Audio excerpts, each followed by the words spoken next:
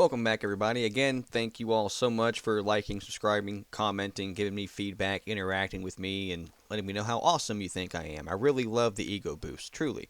And I also love the critiques and the suggestions. Everything has been very lovely interacting with all you people, so I hope to continue that. I have not really established on a format. If you guys have a preference on how you want me to do these videos, again, I'm open to all kinds of requests. So just let me know, and I'll see if it's something I can change. Again, I don't like to do a whole lot of editing.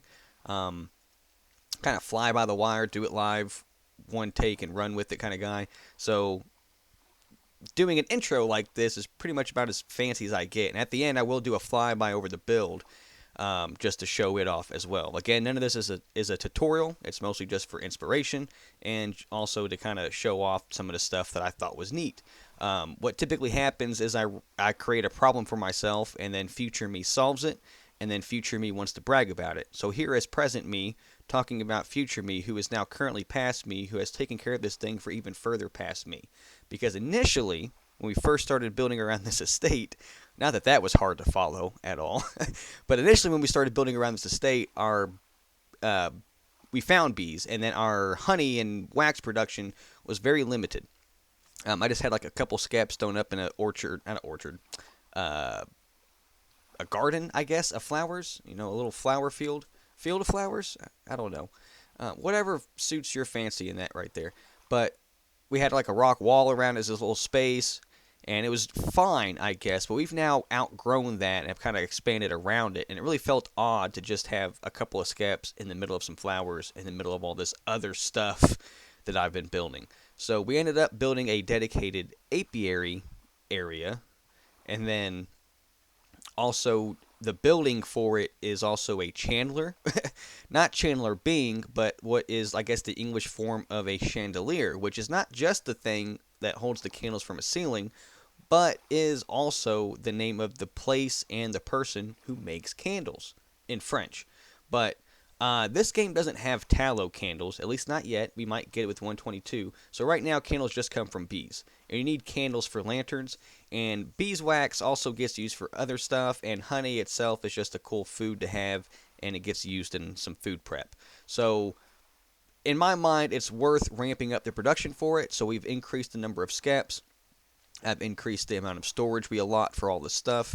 And I've also made sure there's plenty of storage for us to actually make more skeps. So I had this whole system set up over there, and I thought it'd be cool to, after this long-ass rambling intro, get into a quick in and out of showing off the build, some of the neater things about it, some of the things that I've continued to do the same way, and then, of course, the apiary, candle-making, bee-keeping specific stuff.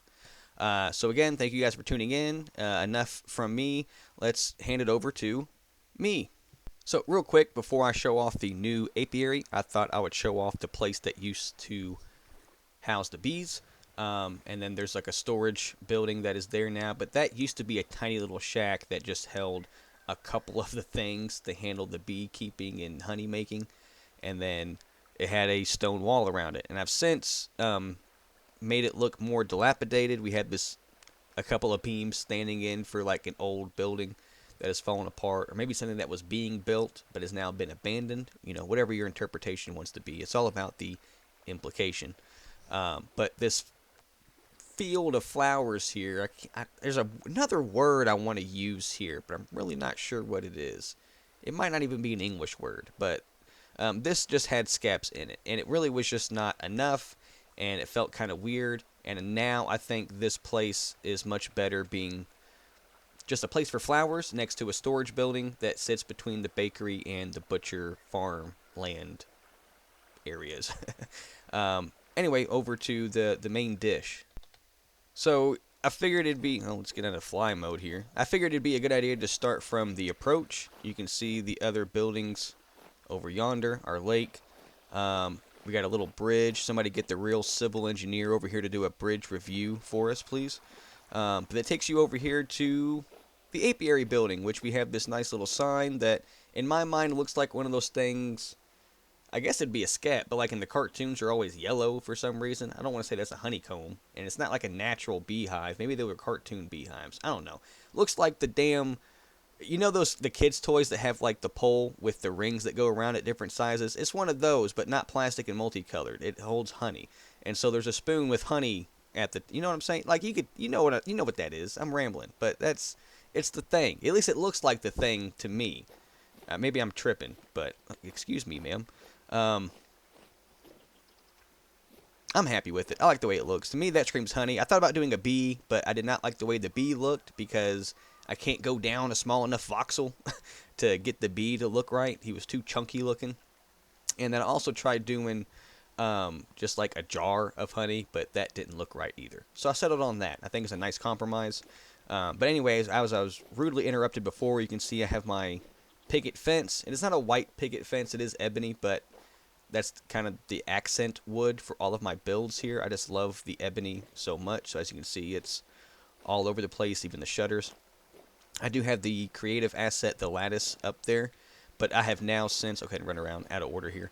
I have now since chiseled my own lattice pieces, so I'm going to start using those more often because they only come in, the creative ones only come in this, I don't want to say this is like the oak wood, but whatever this texture is. Anyway, I digress. We have some of that on the wall to facilitate the vines and bushes going up. I do go into creative to get the bushes, or not the bushes, the leaves, because it's not Minecraft. I can't just use shears on the leaves and then have them, though I really, really wish you could.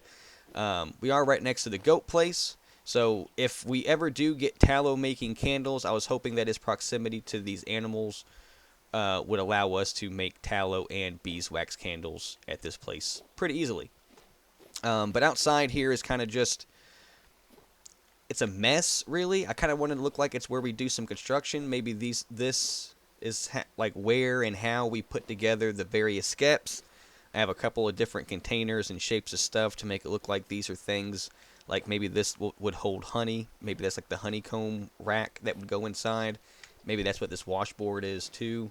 And then I have the bucket of honey to be next to the bowls of honey, so the bowls of honey can be next to the bowl of burning oil. Now the model for the lamp is going to change, so my trick here kind of falls apart, but I wanted to have a light source right here without having like an obvious light source, if that makes sense. So hiding the oil lamp with the honey bowls was kind of my trick to do that.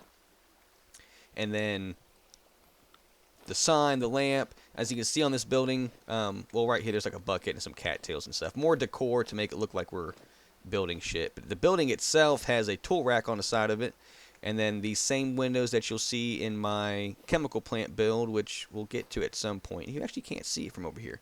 It's not tall enough, but it's over yonder. But has those windows in there. I thought those looked better here than like my other wooden windows. I might be wrong about that. Maybe I should have tried putting them over here and just seeing what it looked like.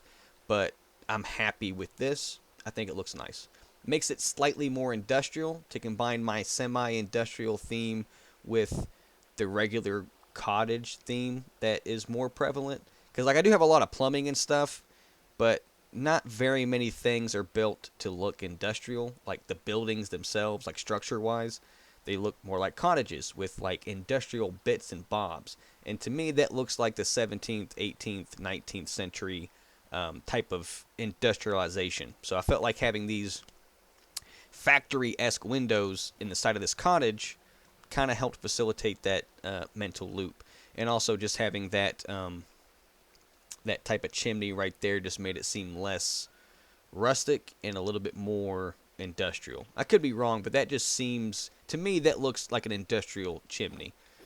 But as you come around the back here, you can see where I've even incorporated the water system into this thing. And then, ooh, I like this. Okay, talk about this. I got a red roof on it.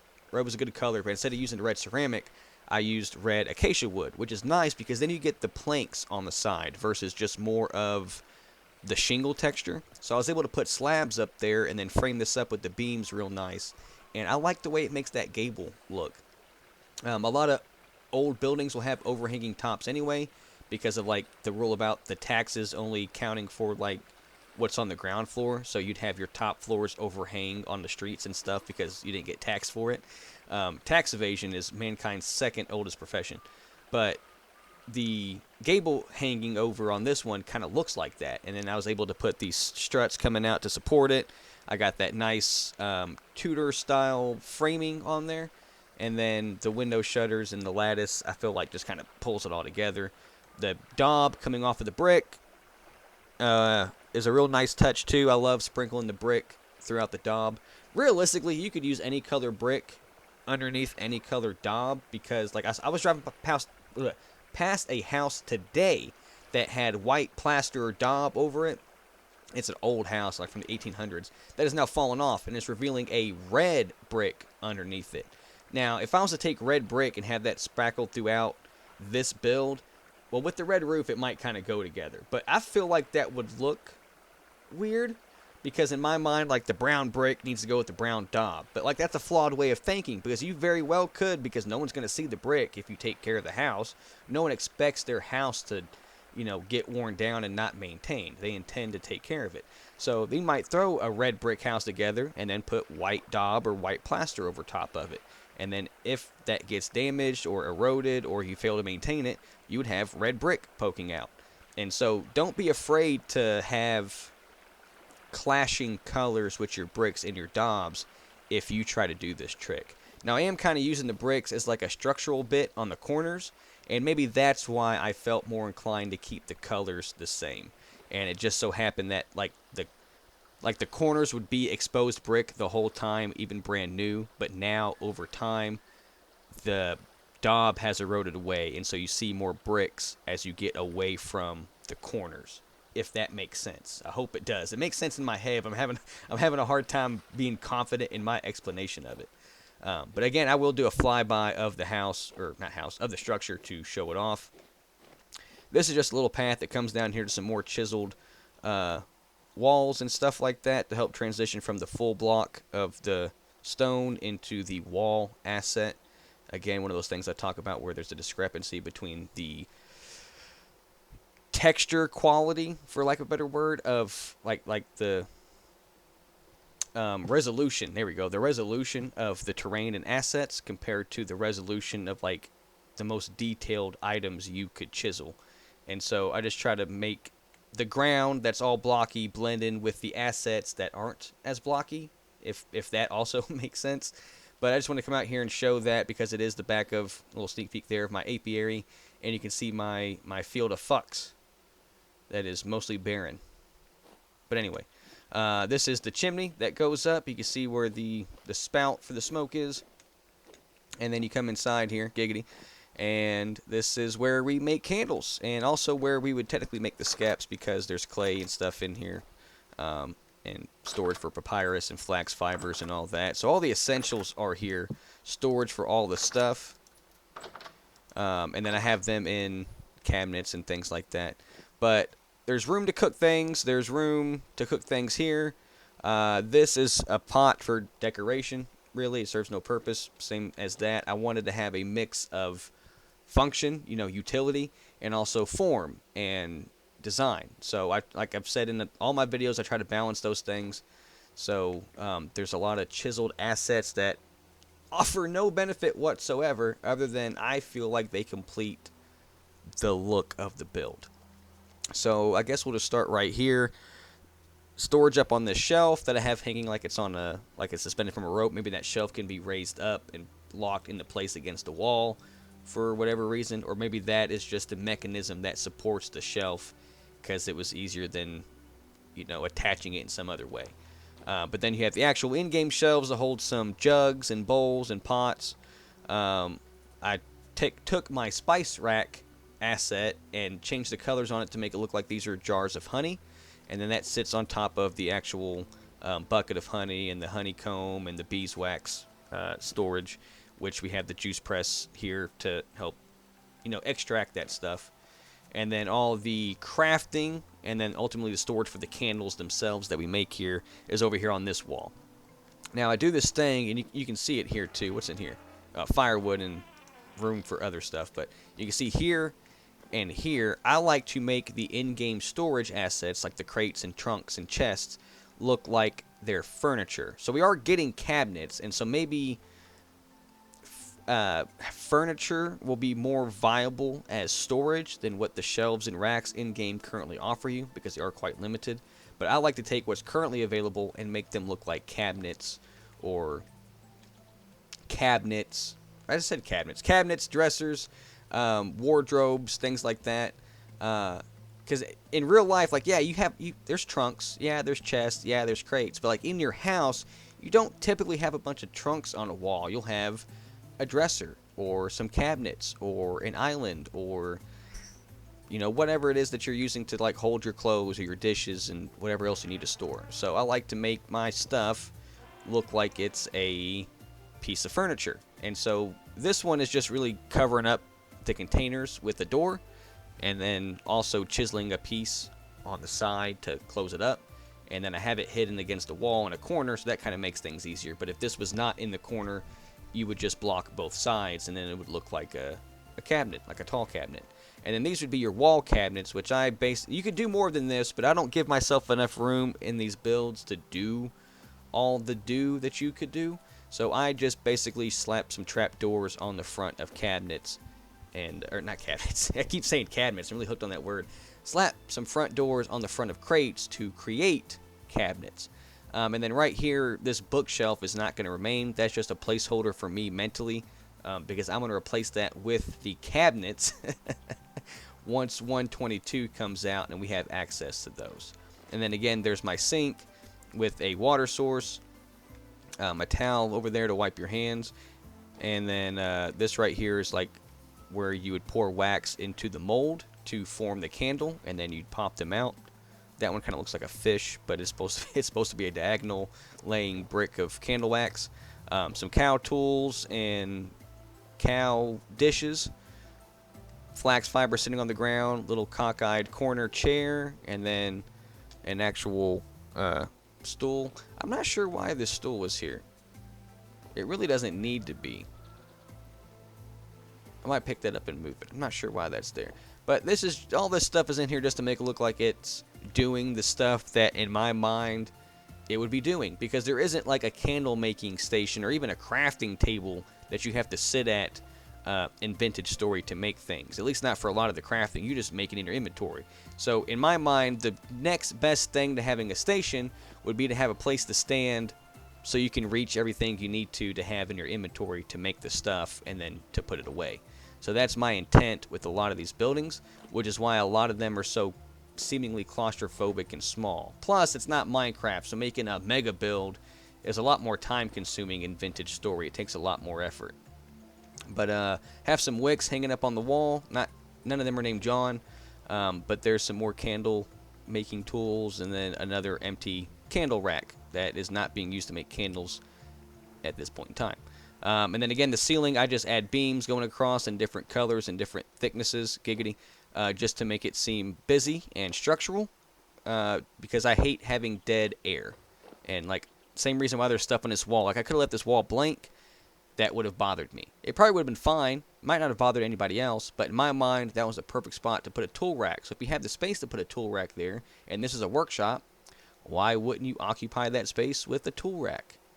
But now we get to the coup de grace, the piece de resistance, the final countdown. Like, this is the thing I'm most proud about this whole build, was because I don't have a mod. So I took the skeps and just put them inside chiseled boxes to make it look like we have, like, to make our skeps look more permanent than this neo-paleolithic shit, this, archaic peasant skep that we have in-game here. I chiseled them to look this way, so they looked more permanent. You can see they're on stands that have stone and everything. It looks like there's a drawer or something, and they're all framed up. Looks like it's even framed out of metal, although that is just conglomerate stone. But they are using birch wood because I have a birch crate right here that is also framed up with a gray material, and I wanted them to look similar because then I could just have my crates here, and this is where I can store empty skeps, and then they kind of blend in with the actual filled skeps, the ones that have bees, the beehives. But I liked doing this. I thought it looked nice. I think they look nicer than just having a row of the in-game skeps, and like I said, I don't have the Apiary mod or whatever it would be called to expand my options, so I did it myself. And a neat little side effect of doing it this way, you do have to space things out a bit more to make this work, but the bees can get in and get out no problem. All these have large populations, and there's lots of flowers in their range. They're all accessible, so it doesn't stop them. However, it does appear that doing something like this, now I don't know how much you have to chisel away, or rather how much you can leave behind and it still work, but this stops raccoons. I don't think foxes even do it, but it stops whoever does it, I think it's the raccoons, from getting and destroying your scaps, because underneath this ground here, I have more flowers, one, to increase production, but also I have scaps that I will just never will get rid of. That way I can break all the scaps up here to harvest them, and then when I place down the empty scaps, they can just get repopulated from the ones underneath. However, at the time, there was no door here, and all the populated scaps underneath were gone when I came back, and apparently raccoons will break the scaps. However, while those were all gone, all of these remained. Raccoons didn't touch them. So I don't know if it's because these are a block up and they couldn't get up to it, or if it's because they're encased and the raccoon physically could not get to the asset to interact with it. I don't know which way it is, but feel free to play around with it yourself, and if you find something more substantial, feel free to let me know, because I'd like an update on like the mechanics. That's one thing about this game I don't really like, is like the Wikipedia for it is not up to date at all, and the handbook can be pretty vague at times. I want to know like the mechanics of the game, and I'm sure there's a developer reason why we don't know a lot of the, you know, the nitty gritty, the guts of the thing. Is I'm sure the mod makers and stuff do, but I bet they don't want us gaming mechanics is probably one of the reasons why. But it's a game, so you're gonna have mechanics get gamed for sure. So I think this is one of those things where if I don't know if it's the height or if it's the fact that it's encased, but one of the things I'm doing here, I'm doing right, and the raccoons can't get to them. So now these are safe from any raccoon sabotage. So I thought I'd share that with you guys. But I was really proud of them. I think throwing the red roof on there was a good call. And I think the birch wood makes them close enough in color to the house that it just looks like they're smaller versions of the apiary itself, which is kind of tongue-in-cheek, but also a good design philosophy, because now they're consistent. Maybe replacing the roof pieces. I guess these are shingles. It's wood. Yeah, replacing the wooden shingles would be easy because they're using the same wooden shingles, and plus the colors are thematically the same, so it just looks nice from a distance, and it kind of tells you, as someone in the world and as like, you know, a dude watching YouTube, like, oh, well, they both have red roofs and they're right next to each other, so that big thing and these tiny things must be part of one system. At least that's how I interpret it, or how I'd expect people to interpret it. So I guess to end this whole video is like, I can have all the intent I want behind it, but if I fail in the execution of my display of the communication, then what I'm trying to convey might not be what the reader or viewer, the audience, picks up on. But hopefully everything I did here conveys that this is an apiary that also makes candles. Now, I could have went a more factory route and had a much bigger setup and had more staging areas to show more in depth the actual candle making process. But again, I don't want this to feel too industrial. I have quite a bit of industrial scale, factory size, a little bit anachronistic type buildings, but I don't want to go too far that it seems ridiculously absurd in the context of the game. So to kind of counteract that, I'm trying to add in more cottage industry type buildings to balance that. So hopefully this apiary serves that purpose, and it also conveys all the things that it itself is supposed to convey. Again, just going to fly around here and stop at different angles just so you guys can look at it and maybe get some inspiration and ideas. Also, if you're ever trying to do the leaves trick, don't be afraid to just, unless you need the thing you're breaking to be a room, in which case you might want to just double up your walls and your ceilings. Don't be afraid to break out some of your roof or wall blocks to put the leaves there, because those are sitting in a lot nicer, because the stair blocks, or not stairs, that's Minecraft. The roof blocks are not actually there. I replaced the roof blocks with the leaves, and that makes that sit in really nice and tight. Giggity. But I think that's all I got to say on it. This is the apiary, which is the place where you raise apes, right? That's what an apiary is. Anyway, thank you guys so much for looking at it. Hopefully you like what you see. If there's something specific that you want to see next, let me know. If there's anything here that you want me to revisit any specific, bit of advice or anything that is chiseled that you want a tutorial or some advice or feedback on, let me know. I'm a very obliging individual, and I will absolutely look for any excuse to make a video talking about the stuff I built. Yeah, okay, alright. Until next time, everybody. Thank you.